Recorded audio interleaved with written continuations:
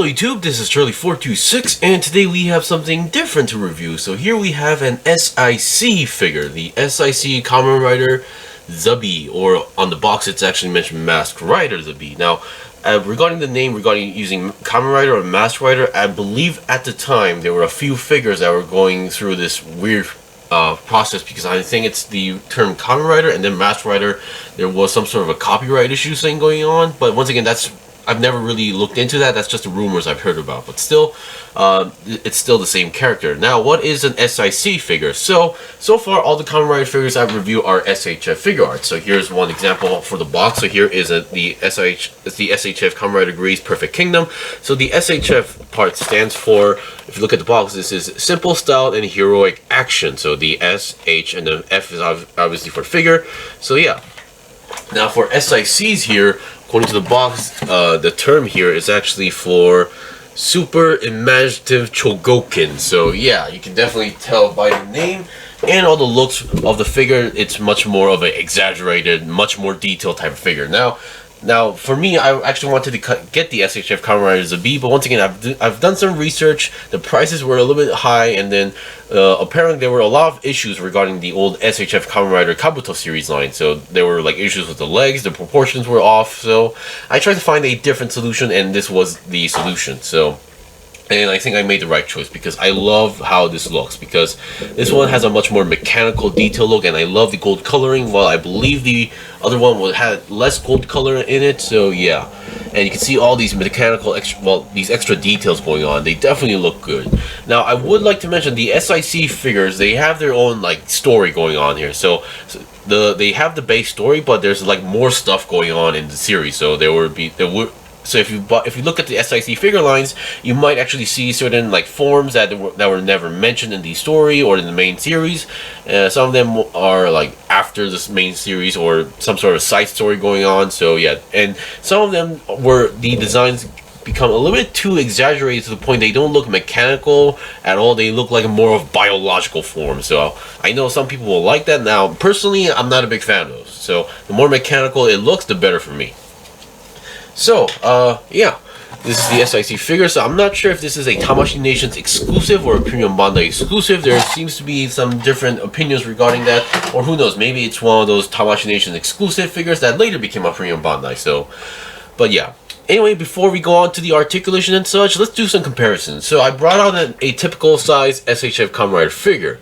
You can definitely tell the SIC figures are much taller. So yeah, now, this is actually my first time actually having one in person, so I was definitely surprised to see the figure. And then to give out a better idea, here is a 1/100 scale master grade kit going on here, so you can definitely tell these SIC figures are around the 1/100 scale Gunpla size kit. So yeah.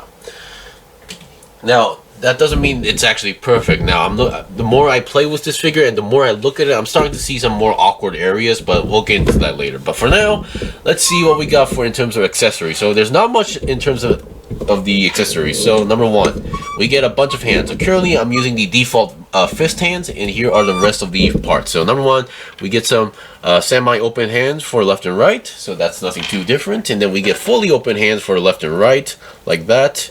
And then we get this hand for some odd reason. So this is, as far as I can tell, this is a multi-purpose hand. However, this specific rider doesn't actually have handheld weapons. The only weapon he actually has is on its bracelet, which is the TheBee Sector, which is the transformation device and also weapon at the same time. Now, as for those who are not too knowledgeable with Kamen Rider, now usually a Kamen Rider would transform with a belt, but in the at some point we now are seeing more riders that doesn't use belts, but could use either like a different device. Some uses a gun to transform, some uses a whole sword to transform, and this guy uses a whole like a bracelet on his wrist to transform. So yeah, just wanted to point that out.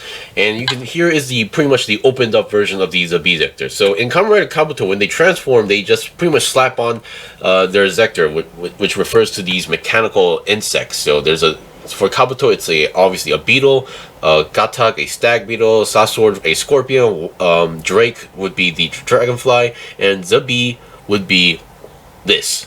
TheBee, a bee. So they would just pretty much slap it onto the wrist, and then they would transform into their armored form. So this is the form where they casted off their armor. Now, personally, I would love to see more figures that would actually just show the armored form. But once again, it's really tricky to do that on figures like these. On toys, they did it. They did that a few times, but their proportions were very off. And then when they want to cast off, or in this case, he would flip up this wing, and then he would flip this out into open that form, and every armor would come off flying. So yeah, it's just a interesting part that they actually added this one here. So yeah.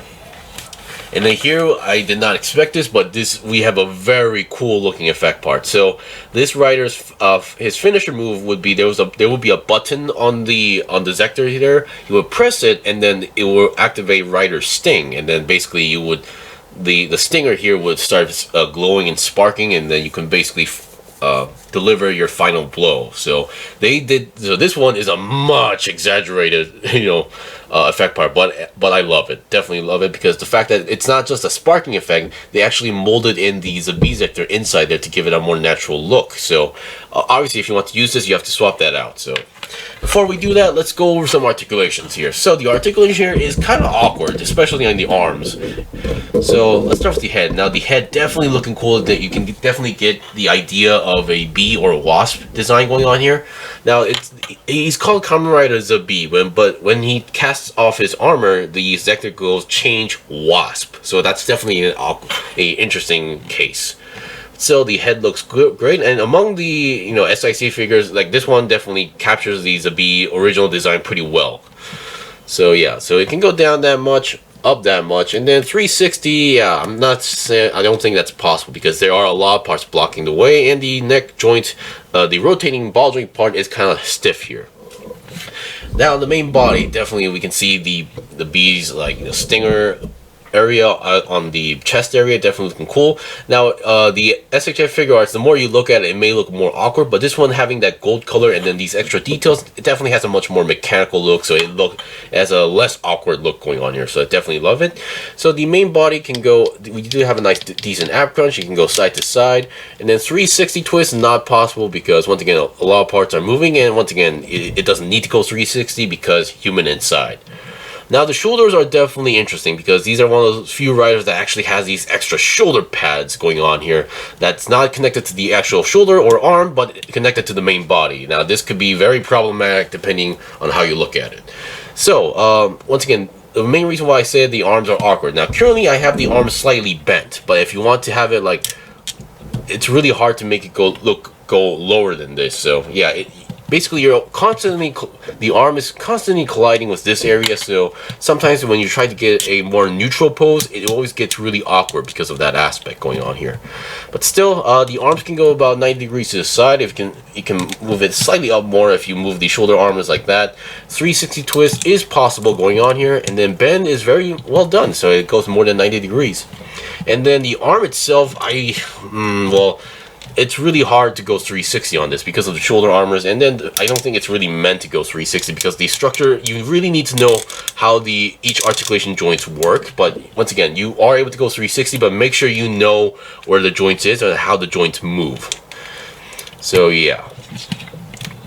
Oh boy, there we go. And the arms are slightly more stiffer. So in general, a lot of parts are stiffer than SHF figure arts, but once again, the more you play with it, you will become loose in general. So yeah, here we have the belt definitely looking good. This is like the most neutral belt out there in the series.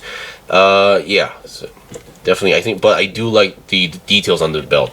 And then here we have the back of the side, definitely simple looking, and yeah, we have a nice mixture of silver and gold and black, definitely a nice color combination here. And I also do like the fact that I believe in the SHF figure arts or the regular rider, he would only have these silver armor, but for SIC they added this extra clear piece to give out that, the actual wing, a wing of a bee look. So that's a nice detail going on here. Now let's look at the Zector here. The Zector definitely looking nice. It's just a pretty simple connection. You have a peg there, a hole there, and then you're good to go. So yeah, rotating, I wouldn't suggest this because these type of pegs are one of those pegs that could accidentally break if you're not too aware how it moves. So yeah, for now, yeah, and they did a pretty good job on the Zectors here because I believe, yeah, when it comes to these type of devices, they always like mess up the proportions because of the obviously for multiple reasons. But I think they did a pretty good job on the size for this one. And regarding the hands, they're your typical ball jointed hands, but once again, the ball joint is on the arm, and then the hands have the hole. You can go 360, and you do have some extra wrist movement going on here. So depending on which way you want to move, you might need to adjust the joints here to make it more natural. Alright, and then we've seen the body. Now let's look at the waist here. Now the waist, nothing too special here, although this is a kind of a interesting cover where there's this part here on top, and then you can see the leg joints here. And yeah, I'm not sure what's going on really here, but still, you do have a nice side swivel going on here. Not exactly goes 360, but still works. Going to the side, not much. I don't think that's really possible because this rubber area is blocking the way. Going forward, you can go slightly more, but once again, you can see the rubber here is actually getting, fighting each other. So I don't think that's supposed to go that way.